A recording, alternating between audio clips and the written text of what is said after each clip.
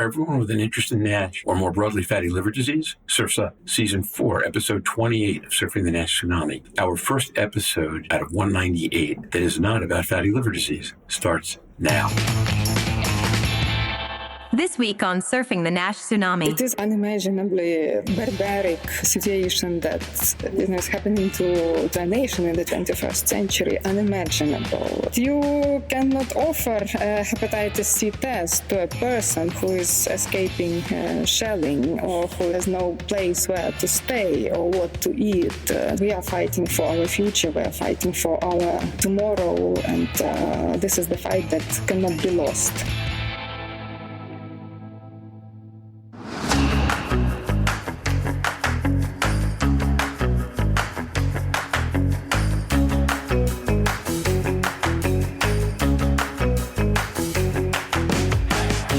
Join Roger and Fatty Liver Alliance President Mike Patel as they interview Tetiana Deshko, Director of Programs for the Alliance for Public Health in Ukraine. Dr. Deshko describes what it is like to live and provide healthcare in Ukraine today on this special edition of Surfing the NASH Tsunami.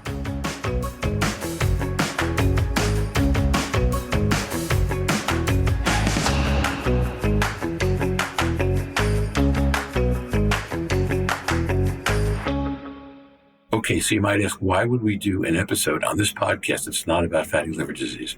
I am in Vienna at the EASL Congress 2023. I think you all know that. And had the opportunity yesterday to go to a press conference where one of our speakers was a woman named Tetiana Deshko, who you will meet in just a moment. And Tetiana is the Director of Programs for the Alliance for Public Health in Ukraine. And she spoke for 8 minutes about the health situation there in public health and some of the challenges that she's facing. For those of you who are on LinkedIn and are connected to Mike Patel from the Fatty Liver Alliance, he posted that. You might want to go back and get it. It was pretty powerful. So Tatiana was good enough to sit with me today. As you know, I talk about Ukraine every week on this podcast. So I figure we'll talk about fatty liver on Saturday. But today I think it will be helpful for all of us to hear Tetiana's story. Thank you so much for being able to join us today. Thank you. My pleasure to be with you. And thank you for this incredible solidarity in your program today. Thank you. My pleasure. So, Tetiana, do me a favor, just to get started, tell folks a little bit about yourself. We're going to talk about the work you do now in a moment, but what you trained to do in your career and what you were doing before the war started. Thank you. I'm trained as a social scientist. I have PhD in social sciences, and I've been working for HIV programs for over 20 years now. Ukraine had a massive HIV epidemic that was a developing one of the worst in Eastern Europe and Central Asia. Then the organization I worked for, Alliance for Public Health, stepped in, and while we were starting with organizing treatment, when we started, 137 patients were on treatment. So it was a tiny number of patients. But then we received international support with the Global Funds funding, and we were able to scale up the program to thousands of patients. And then it was successfully handed over to the government, and Ukrainian government really responsibly stepped in. It took it over and started to fully fund it and implement it. So it's been a great successful story. But working with HIV in Ukraine, it was an injecting drug use-driven epidemic. Of course, we got in contact with hepatitis C, and up to now, hepatitis C is very prevalent in people who inject drugs. It's 68% prevalence among 68% in the injecting drug user population, which is quite big in Ukraine. It's over 300,000 persons who are injecting drugs in Ukraine. Now, just for people who don't know, total population of Ukraine is what, about 50 million? No, it is such a difficult question to ask. Yes, it is about 42. Yes, maybe 42 million is the population of Ukraine. The migration has been very severe after the war started. It's about 15 million people moved outside of Ukraine or within Ukraine. So it's about 30% of Ukraine's population. They have moved. So when the war started, how did you transition your role to what you're doing now? And then we'll talk about exactly what you are doing now. Before the war, we focused on HIV programs, on hepatitis programs, on TB programs, prevention, diagnostics, and linking to care, procuring medications. But you cannot offer a hepatitis C test to a person who is escaping shelling or who has no place where to stay or what to eat. So it was a natural and immediate choice for us to follow the needs of our patients, to follow the needs of our people. So we had to do many more more new things. So when the war broke out, it was all around Ukraine, and we had to, but of course on the east and the south, the fighting was most severe. So we get engaged into evacuating people. We had vans that we used earlier for diagnostics, for transportation of medication. So we started evacuating people with those vans. We started to deliver medications to people because the logistic chains were broken and pharmacies were then closed down in many areas. Hospitals didn't get treatment. So we, with the vans that we had, we started to transport treatment, to transport humanitarian aid. Then we had to organize shelters for people who moved from east or south to the west. We helped them to locate in their new locations. We received international support to do that. Many of the international donors and bilateral donors have supported us to do so. So we had the opportunity for that. But it always continued. We were preparing for the cold winter, and we knew there would be gas shortages, but then our electricity supply was severely damaged by Russia. So we had to buy wood and and blankets to warm people who relocated to other parts of Ukraine. So yes, it has been a massive expansion to the role of a public healthcare professional. And it continues up to now. We have to deal with daily new challenging situations. In the explosion on Kakhovka Dam, for example, people had to be taken care of, had to be brought to new locations. Their houses need to be repaired, and they have to be relocated to the safer places and support provided for them. Now, does the Alliance Public Health, does their mandate include repairing their houses, or is that done otherwise? Now it does. When families from the east of Ukraine would go to the west of Ukraine, we would look for some houses, like abandoned houses in villages where people don't live anymore. So we help to repair them, to arrange water supply, to arrange gas supply there, and then help these people settle in the new places. So we did a purely humanitarian things, but also,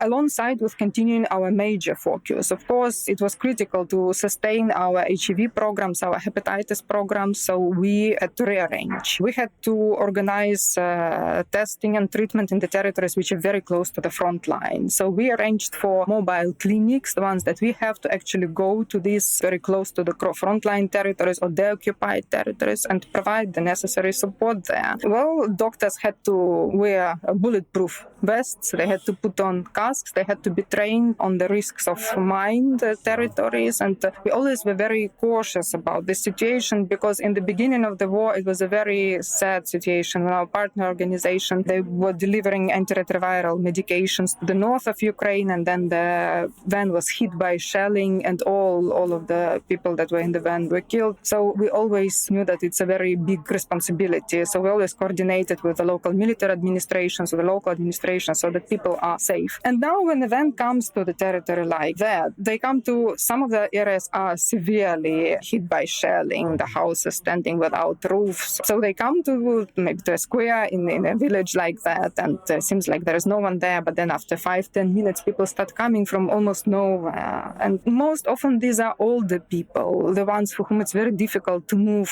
anywhere. They're not mobile. Or some of the patients that are not movable, and then they're carers as well, so they have to take care of them. And there we provide like electrocardiograms, pulse oximeters, we do rapid tests, we do hypertension, measurement of pressure, we provide basic medications, we do rapid tests for hepatitis, sometimes for HIV when we see that it's a possible risk. For COVID, get some humanitarian aid to these people, so it's all very different. So our doctors, they're mainly general practitioners, and they're providing broad medical advice in these situations, and provide some mental health support as well, because people in those territories, they're quite left alone in these situations with their health programs, with their communication, very limited communication in a very stressful situation. People don't live in Ukraine.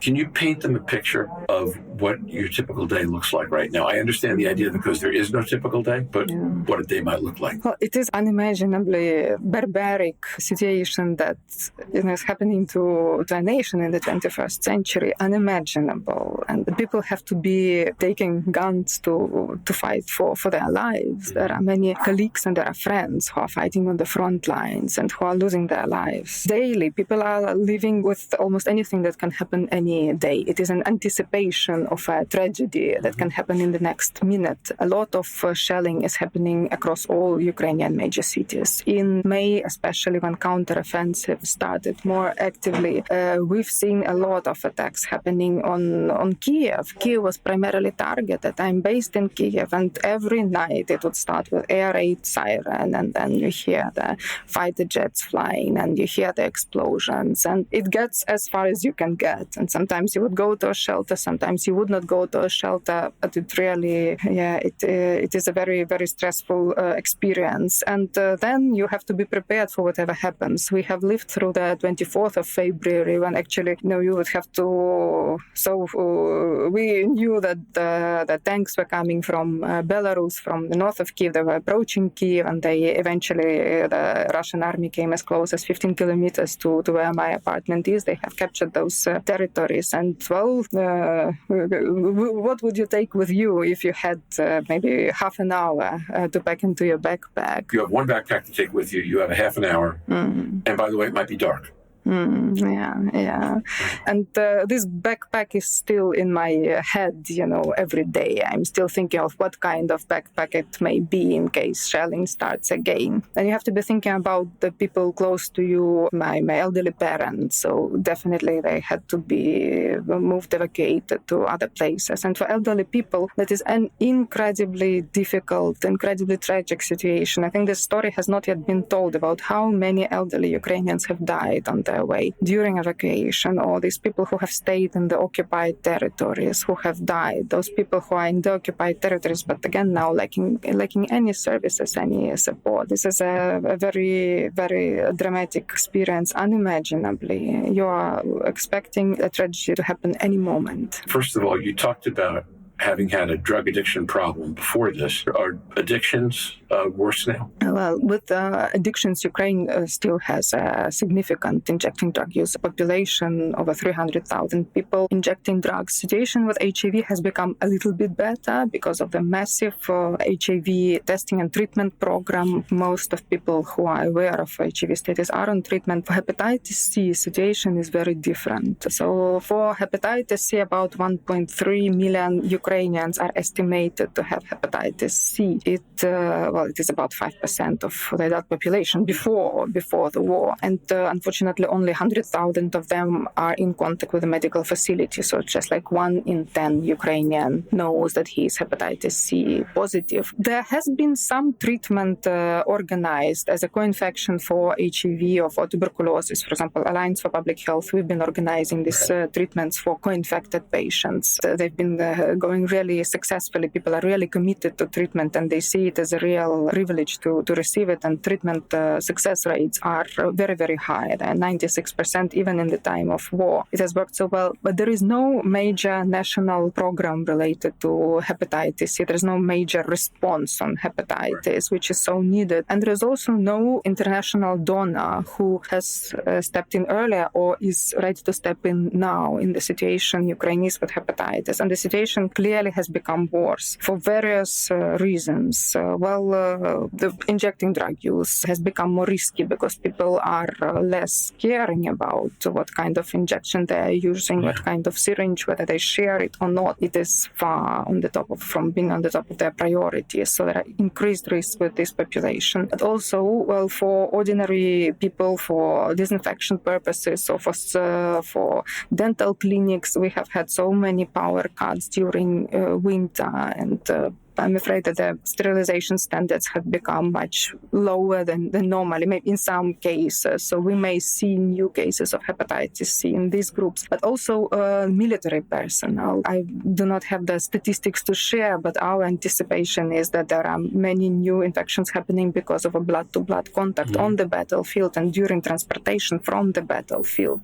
So there are many new challenges that need to be addressed. One of the things I was noticing is, as you were talking about this last thing, your face changed a little bit. It got a little more stressed. It got a little more anxious. This is a tough conversation for you. I mean, I'm assuming you have it every day, right? In some way, shape, or form. Yeah, I wish I had more solutions for that because it was very important to sustain the programs that we run. And I think we did pretty well on our HIV work, on our TB work. This is where we got support also from the Global Fund, from PEPFAR, from many donors to do this work. But for hepatitis, it is still not so well addressed. And the situation has really deteriorated, and we need to find the solution which we still don't have. We were able to procure some treatment courses, like several thousand courses, to procure some of the hepatitis C screening tests, but this is clearly not enough. We need to do more and much more than that. So this is the concern that we as health professionals have in Ukraine and that we have not settled. How can you do more? Literally, how can you do it? Yeah,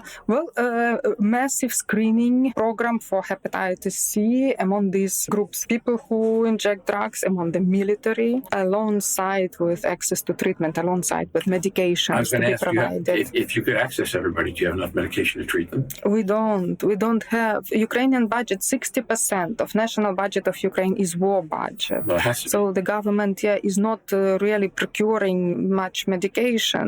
Most of the medication comes from international donor funds or international donations. But for hepatitis C, there is no such a solution as for now. That's why it is still a burning issue which needs to be addressed. A screening program, confirmatory diagnostics and treatment is really what we need.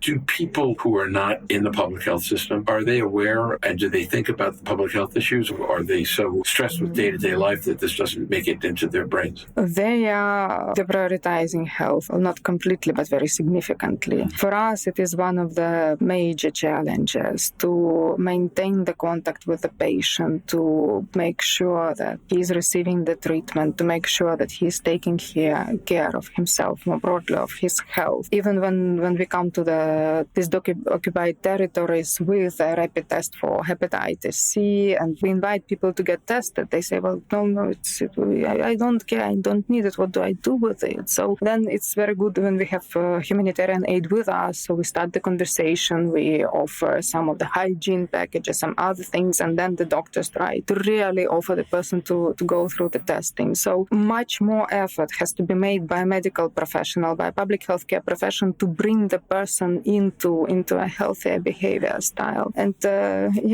mental health is a tremendous issue. People are living under constant stress, under constant expectation of a tragedy to happen the next day. And although there is a wide acknowledgement of that, and WHO has also commented on that a lot, there is no clear response as well. And I'm afraid it will take long time until this stress is over. Our colleagues from the Balkans, their war ended 30 years ago in the Balkans, but up to now they had mental health support programs running for all of these 30 years. So can you imagine how much it's like a snowball really of health issues that you get with a continued war situation like that? It is, mental health, but it is also support for the veterans from war who are coming without their legs, without their hands, with other, they have, some of them have got TB, some got hepatitis, they have mental health issues. There are so many things that come together and it grows exponentially. So it is a major and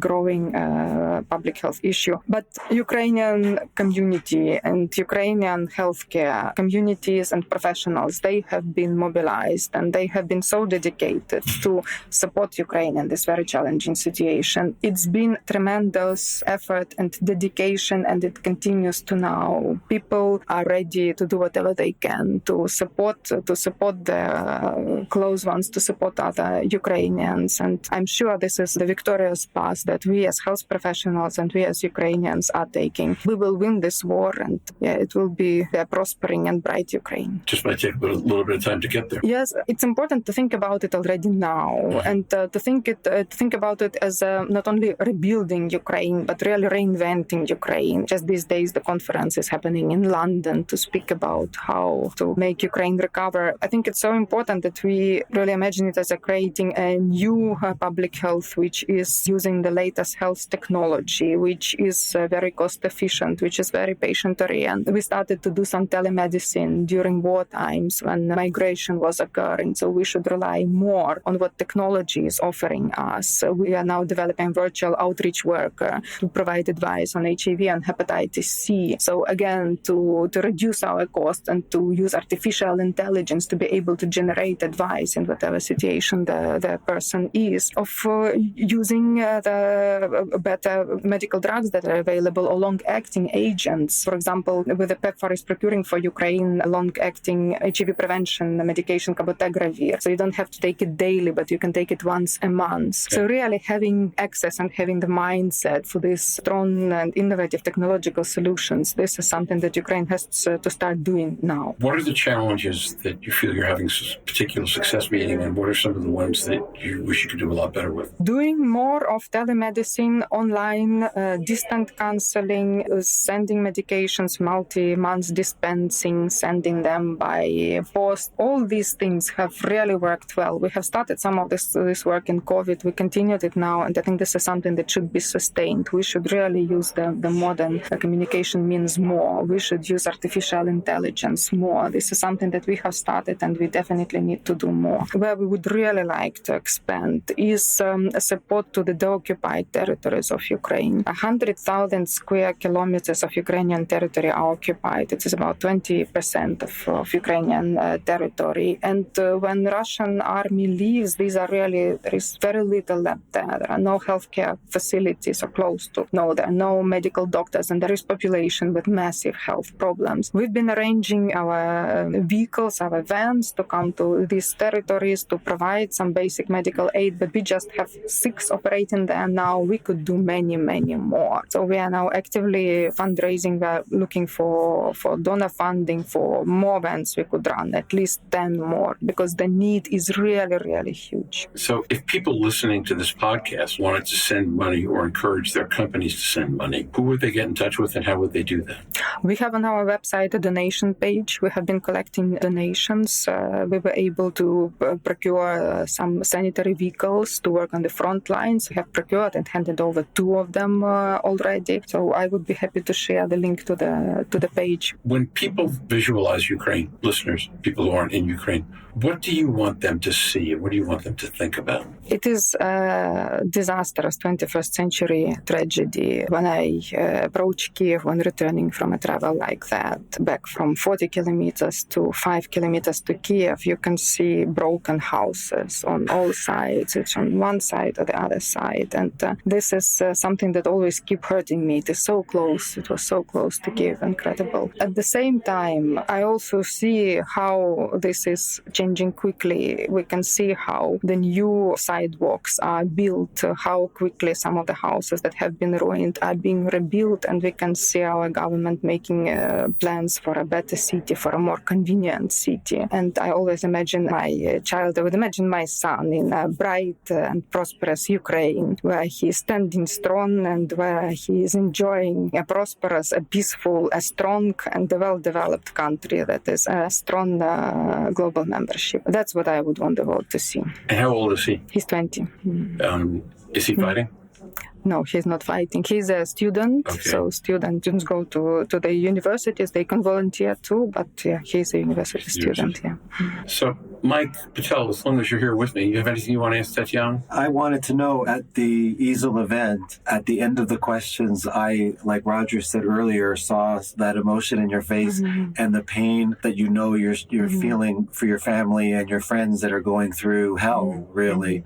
And I don't know if you want to comment about how this impacts family life and your relationships. Well, for Ukrainian families, that's have been really stretched and stressed with the situation, because many of the families have parted. Women with children have left Ukraine, are staying in safer places, because children must not be in Ukraine these days for security reasons, for inability to study, for psychological stress that they are getting. So many of the families are parted, and so there are some But many of the families, many of people are fighting on the front lines. They have volunteered to fight, or they are now being conscripted actively too. So, and every day I open social media, and sometimes it turns into, words of sorrow to some people who have died on the front line just recently. And now we see more and more of that as the counteroffensive is happening. It is really coming at a very, very significant human cost. Elderly people, for them it's close to impossible to go to bomb shelters every time shelling occurs. And actually this is would you really want your parents to live, in the elderly age at the situation of air raid sirens and having to transport them somewhere to evacuate them when they nearly die? This is such at moments, and many of them stay effectively on the front lines, and their life is in danger every minute. And all their health care that they need, because elderly need more health care, more medications, more treatment, more monitoring, they won't be able to get that like they did before at all, right?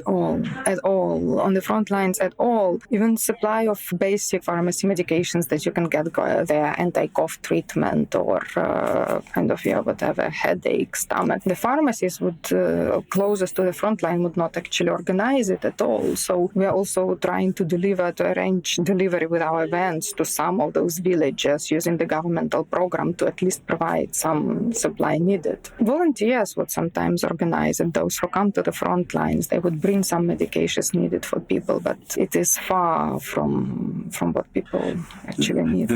Roger, the two things that Tetiana said yesterday that stuck with me, I can't get them out of my head, was that your healthcare workers need to wear bulletproof vests, which you said again today, and they need training on how to avoid landmines. Yeah. And it's just like, that is just incredible. That's been Russia's MO forever, right? They mine behind them on the way out. But as a person going in as a healthcare support person, you shouldn't have to worry about that. So, yeah. True. My view of Ukraine is a view of prosperous, developed, and strong nation. And this is what Ukraine deserves. We have lived a tremendously difficult year, but we have lived it in dignity. And we lived it in incredible solidarity from people from around the world. Yep. The help that we have received, the support that we have received is tremendous. And now in the EASL conference, I sense it again and again. And many of the people have taken Ukrainians into their families, Ukrainian refugees, and maybe some of you have done so. I would like to appreciate you and thank you for that, because we are fighting for our future, we are fighting for our tomorrow, and this is the fight that cannot be lost. Thank you for your solidarity. But as you say, the country stands with dignity and with courage. Not that any of us would want to find ourselves in the situation you're in right now. But if we did, I think we all hope that we would rise to the occasion at least half as well as you have, because Ukraine's been amazing. Thank you. Thanks for taking the time today. Let me repeat once more. We will be posting on our website the address if you want to make a donation to the Alliance, or even better, if your company wants to do something. We'll be back Saturday talking about what happened in the conference. We'll be back in fatty liver on Saturday. Although on Saturday, we're going to be talking about steatotic liver disease, because the nomenclature discussion comes to an end. But Tetiana, thank you so much for doing this interview, and thanks for being here and opening all of our eyes. I told probably 15 people in this meeting we're going to do this today, and to a person they said, "Oh, that's wonderful. Tell me how it goes." Because, as you point out, we all are in solidarity. Yes, thank you. Thank you for that. Together we will win. Thank you. As Roger started to pack up, Mike asked a question that Tetiana, Roger, and Mike all believed should be in the interview. So as we were packing up to go, Mike asked a fantastic question, which was, how do you get in and out of the country? Because Tetiana's leaving the conference, she said. And I said, how do you get back in? Well, I would fly to Warsaw, the city that every Ukrainian knows these days. I fly into Poland, and from Poland, I will take a bus to the city of Lviv. So buses go regularly, so you don't really have to adhere to special schedule, and it would take about 8 to 12 hours. It depends on how the border control happens. And I will stay in Lviv for a night, and then I will travel to Kiev by car. It will take me another 6 hours, so it will be a long journey. But you're at risk the whole time, right? Because anything could happen with rockets and. How much of that first day is in Poland as compared to in Ukraine? I mean, I know Lviv is. How many hours do you drive before you cross the border? It is about 5 hours from Warsaw to the border, and then the border. border. You have to stand there. You stand as long as it takes. I would guess that Russia's not going to attack Poland anytime in the near future. No, but once No, that's what. so half the trip is there. She's safe. Yes. Almost, yeah. Most of the first day and none of the second day. Yeah, it's a long journey. I can't imagine.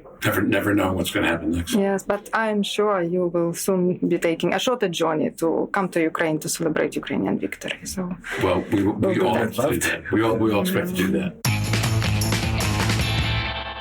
And now for a very abbreviated Season 4, Episode 28 Business Report. So we do this podcast because fatty liver disease is immensely important, but some things are more important than that. And this story, and the one that Tetiana told at the press conference yesterday, which you can actually find on Mike Patel's LinkedIn Fatty Liver Alliance feed, and the courage of the Ukrainian people is just remarkable. On Saturday, we'll be talking about the conference, and afterwards I will do business section. I will start, as I always do, by saying Slava Ukraini, Harim Slava. But it is that heroic. And to hear Tetiana's story is just remarkable. Mike and I were kind of looking at each other going, whoa, this is amazing. Except it was really understated. So thanks for listening. Please, I'm going to make a donation, and let me encourage each of you to dig down if you can and do so. If you are in any position in your company to advocate for your company to get involved with getting hepatitis C drugs to the Ukraine, that would be hugely helpful and a real humane contribution. I think Tetiana must have raised that half a dozen times in the conversation today, and thank you for listening. Thank you for being part of the world that stands in solidarity with the Ukrainian people and that believes in democracy. We'll see you Saturday on the podcast.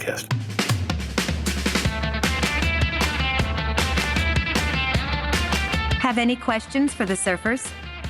You can send them to surfingnash.com, and we will answer on the podcast or the website.